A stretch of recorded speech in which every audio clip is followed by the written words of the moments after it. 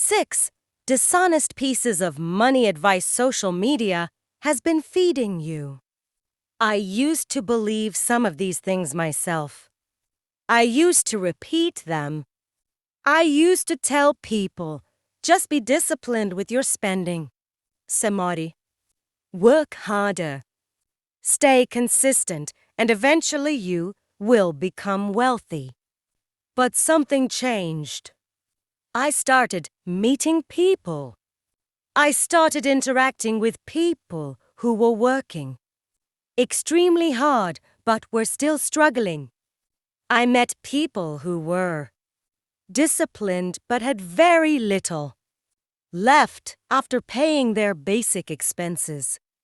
I met people earning salaries every month who were doing everything they had been told to do, and yet they were not getting wealthy. And that forced me to ask a very uncomfortable question. What if some of the financial advice we keep repeating is only half true? Because a half-truth can be more dangerous than an obvious lie. Today, I want to expose 6 pieces of money advice that sound intelligent on social media but can seriously mislead you when you don't understand the conditions behind them. 1. If you are disciplined with your spending, you will become wealthy. This is one of the most popular pieces of financial advice, and there is some truth in it. You should control unnecessary spending. You should avoid lifestyle inflation. You should save and invest when you have the capacity to do so. But here's the problem. Spending discipline cannot manufacture income that doesn't exist. Imagine someone earns, say a month, their rent, transportation, food, electricity, communication, family responsibilities, and other basic expenses consume $95,000. Someone online tells them, "You're broke because you lack financial discipline. Stop buying things you don't need and save 30% of your income." 30% is 30,000. But where exactly is that 30,000 supposed to come from? This is where financial conversations become dishonest. We sometimes confuse a spending problem with an income problem. Those are 2 completely different problems. If someone earns 2 millions, 23 million every month of inflation. Yes, discipline is a major issue, but 150 in spends. 145,000 on basic living expenses. Telling that person to just stop spending isn't a complete solution. Research from the U.S. Consumer Financial Protection Bureau similarly recognizes that insufficient income and obligatory expenses can make emergency saving difficult. Consumer Financial Protection Bureau +1. So, what should the struggling person do? Not abandon saving. Instead, understand the sequence. When income is extremely low, survivality, emergency skill, income. Growth, investing wealth accumulation. You might begin with 1,000 or 500 or whatever is realistically possible. The amount is less important initially than developing the habit. But don't stop there. Your real mission should be to increase the gap between income and necessary expenses. If you earn, say, 5, wealth building problem isn't simply, how do I save more? It may, how do I get from 100,000 income to 200, then 300, then 500. That changes the entire conversation. Saving protects wealth. Increasing earning power creates more room for wealth. And eventually, investing allows capital to participate in wealth creation. 2. If you work hard enough, you will become wealthy. This is probably one of the most dangerous motivational statements ever created. Because it sounds inspiring, but it isn't a complete economic theory. Let me make something very clear. Hard work matters. But hard work alone does not determine wealth. There are people working 12 hours a day who are still struggling. Farmers work hard. Construction workers work hard. Security guards work hard. Drivers work hard. Nurses work hard. Teachers work hard. Small business owners work incredibly hard. And yet hard work doesn't automatically translate into wealth. Why?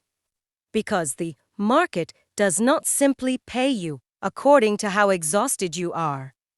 It pays according to the economic value of what you're producing. The scarcity of your skills demand ownership, leverage, capital distribution, negotiation power, and the structure of the market you're operating in. Imagine to people. Persona works 12 hours every day and earns 150 per month. Purse 15 million. Is person a working 8 times harder? Probably not. The difference may be skill, industry, location, network, ownership, capital, technology, salisbility, scarcity, leverage, business model. This is why the better statement is: work hard but make sure your hard work is attached to something that can increase your economic value. 3. Just get a good job, work hard. Save your salary and you'll become wealthy. This advice is not useless.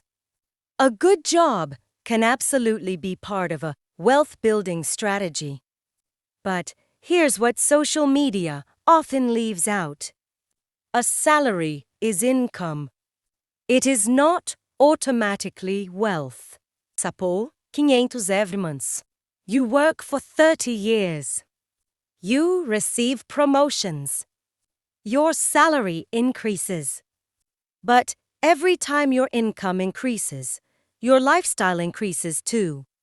New phone, better apartment, new car, more expensive restaurants, more family responsibilities, more subscriptions, more debt, more consumption.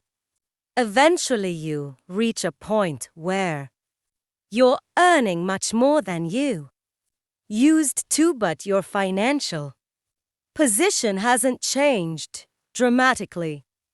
Why? Because income and wealth are different things. Income is what comes into your life. Wealth is what you own and what those assets can potentially produce for you. A person can earn 3 million every month and have very little net wealth. Another person can earn 700,000 and steadily accumulate productive assets. So, if you're earning a salary, don't despise it. Use it. Your salary can become the fuel for your wealth-building machine. The goal is to gradually convert some of your active income into productive investments, business ownership. But here's what social media often leaves out. A salary is income. It is not automatically wealth. Sapem 500 every month. You work for 30 years. You receive promotions. Your salary increases. But every time your income increases, your lifestyle increases too. New phone. Better apartment. New car. More expensive restaurants. More family responsibilities. More subscriptions. More debt. More consumption. Eventually you reach a point where you're earning much more than you used to, but your financial position hasn't changed dramatically. Why?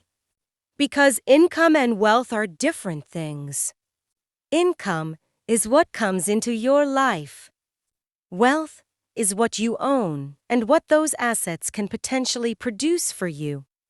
A person can earn 3 million every month and have very little net wealth. Another person can earn 700,000 and steadily accumulate productive assets. So, if you're earning a salary, don't despise it. Use it.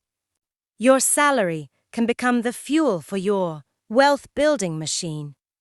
The goal is to gradually convert some of your active income into productive investments, business ownership, real estate where appropriate, diversified financial assets, intellectual property, other assets capable of generating future value or cash flow. The salary is not the enemy. Depending entirely on salary forever without building assets is the problem. 4. You don't need more money. You just need to stop buying stupid things. This sounds financially intelligent. But sometimes it's simply another way of avoiding the income problem. There are two people. Person A. 5 million. 48 million. Has a serious spending problem. Person B. Earns 150 and 145. Their spending may be almost entirely necessities. Giving both people the exact same advice makes no sense. Person A may need financial discipline. Person B may need income expansion. And here's the uncomfortable truth. There is a point where cutting expenses produces diminishing returns. You can stop buying expensive clothes. You can reduce entertainment. You can stop eating at restaurants. You can cancel subscriptions. But eventually you reach food, transportation, housing, electricity, healthcare, education, and other necessities. You cannot cut your way to significant wealth indefinitely. Achisomi point. You must increase the size of the economic engine. This is why I don't teach people simply spend less. I would rather teach spend intelligently, then aggressively increase your productive capacity. Learn a valuable skill. Improve your sales ability. Build a business. Move into a higher value market. Develop expertise. Create products. Build distribution. Acquire assets. The goal isn't merely to become extremely good at living cheaply. The goal is to create a financial system where your income can eventually exceed your necessary consumption by a meaningful margin. 5. Passive income will make you rich. This is one of social media's favorite fantasies. Someone posts, I make $10 monthly, and suddenly thousands of people believe wealth means doing absolutely nothing while money magically enters their bank account. Let's be honest. Most passive income required active effort before it became passive or relatively passive. A rental property requires capital, acquisition, due diligence, maintenance, management, vacancy management, legal considerations, taxes and other costs depending on jurisdiction. A YouTube channel requires research, scripting, production, thumbnails, distribution, audience building. A digital product requires creation, marketing, customer acquisition, improvement, distribution. A business requires systems, employees, capital, management, customers. Even investments require capital in the first place. So, when somebody says, build passive income and you'll never have to work again. Husk. Passive from what? Capital. Skill. Audience. Intellectual property. Business systems. Real estate. Investments. Because passive income isn't magic. It is usually the result of previous work, capital, systems, ownership, or some combination of them. 6. Everyone can become a millionaire if they just think like a millionaire. This is where motivation becomes dangerous. Mindset matters. Absolutely. Your beliefs can influence your decisions. Your decisions influence your behavior. Your behavior can influence your outcomes. But mindset doesn't override economics. You can have a millionaire mindset while earning a very low income. And if your strategy is just believe harder, you haven't been given a financial plan. You've been given motivation. And motivation is not the same thing as a wealth strategy. You need mindset plus skill plus income plus discipline plus capital plus ownership plus time plus risk management. Take away several of those pieces and the picture changes dramatically. And this is important because people often blame themselves unnecessarily. Someone fails financially and thinks, maybe I don't believe in myself enough. Maybe they need a better skill. Maybe they need a better business model. Maybe their income is too low. Maybe they have expensive debt. Maybe they lack access to capital. Maybe they don't understand investing. Maybe they need better financial education. Maybe they need a better network. Maybe they simply need time. The solution isn't always another motivational quote. The bigger truth social media doesn't like. Here is what I believe we should teach people instead. There isn't one secret to wealth. Wealth is usually a system.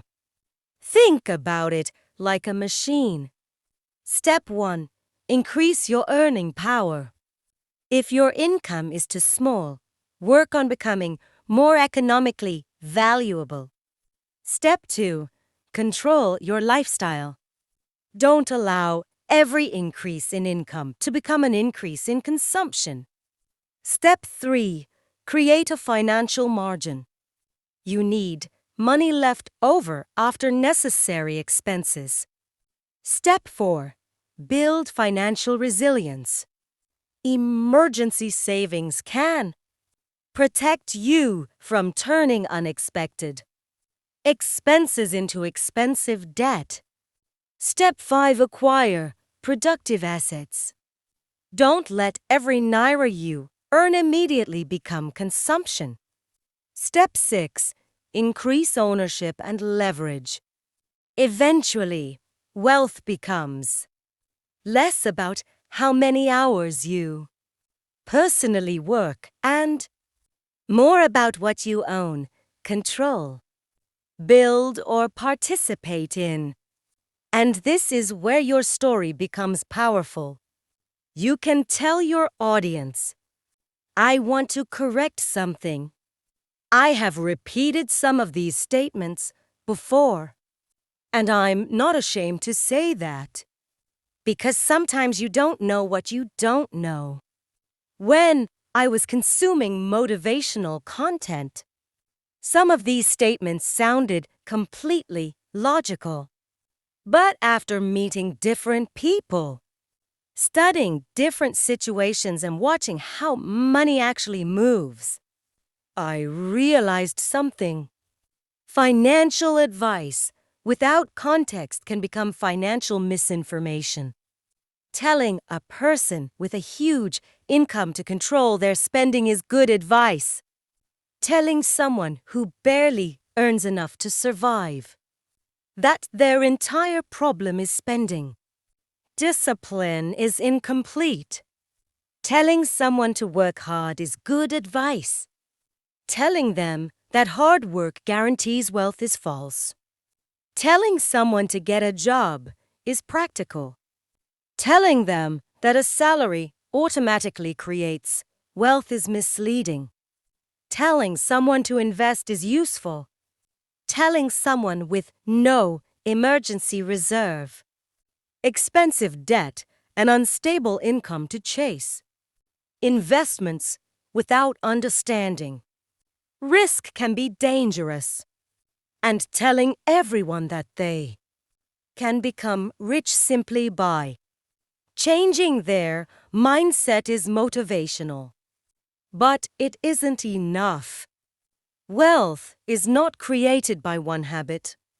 It is created by understanding the relationship between income, expenses, skills, capital, assets, ownership, leverage, risk, and time.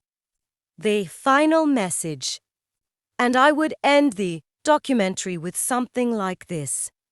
So, the next time you hear someone on social media say, just save more, just work harder, just stop buying things, just get a job, just build passive income, just think like a millionaire. Don't immediately reject the advice. But don't immediately accept it either. Ask one question. Under what conditions is this actually true? Because that's the question most viral financial advice doesn't answer. And maybe the biggest financial lesson isn't that everything you've heard is a lie. Maybe it's that you've been given pieces of the truth and told they were the whole truth. Saving matters. Discipline matters. Hard work matters. Skills matter. Jobs matter. Investing matters. Mindset matters. But none of them, standing alone, is the complete wealth formula. The goal isn't to work harder forever. The goal is to become more valuable, increase your income, create a surplus, protect it, invest it intelligently, acquire productive assets, and gradually build ownership.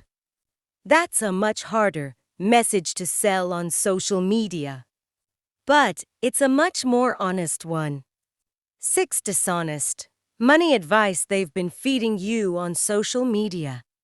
They lead to you about money. I used to believe this too.